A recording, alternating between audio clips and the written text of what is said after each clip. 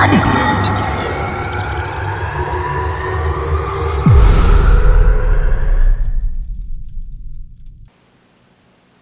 morning.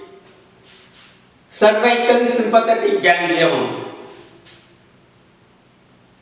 There are two sympathetic trunks extending from the base of the skull to the base of the coccyx. Cervical sympathetic ganglion. There are 8 cervical sympathetic ganglion on either side of cervical part of the vertebral column.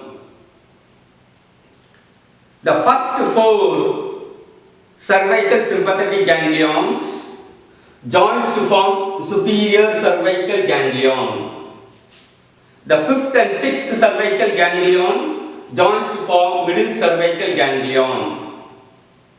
The 7th and 8th cervical sympathetic ganglion joins to form inferior cervical ganglion. The superior cervical ganglion is the largest of 3 ganglia. The inferior cervical ganglion or stellate ganglion often fuses with first thoracic ganglion to form cervicothoracic ganglion.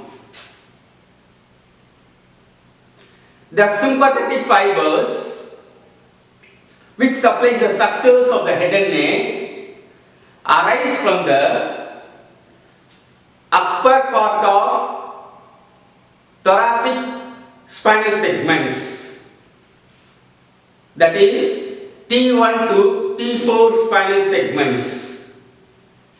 These preganglionic fibers passes through the inferior cervical ganglion and the cervical part of the sympathetic trunk and relays in the superior cervical ganglion.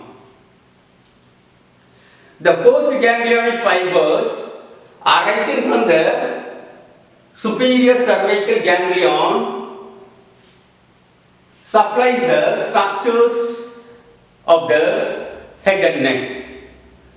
So the structures of the head and neck receives the sympathetic fibers from the upper thoracic spinal segments, through the sympathetic trunk, that is the cervical sympathetic trunk. Harness syndrome. Injury to cervical sympathetic trunk results in a clinical condition called Harness syndrome.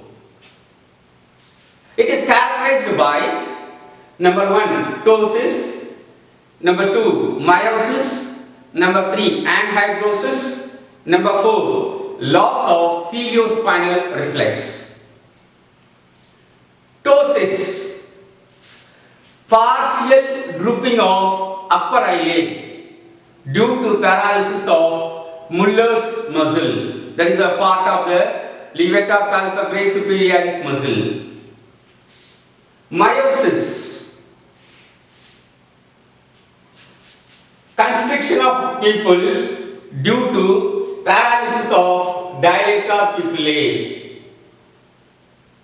Anhydrosis, loss of sweating on the affected side of the face due to pseudomotor and vasoconstrictor denervation. And finally, loss of ciliospinal reflex. Thank you.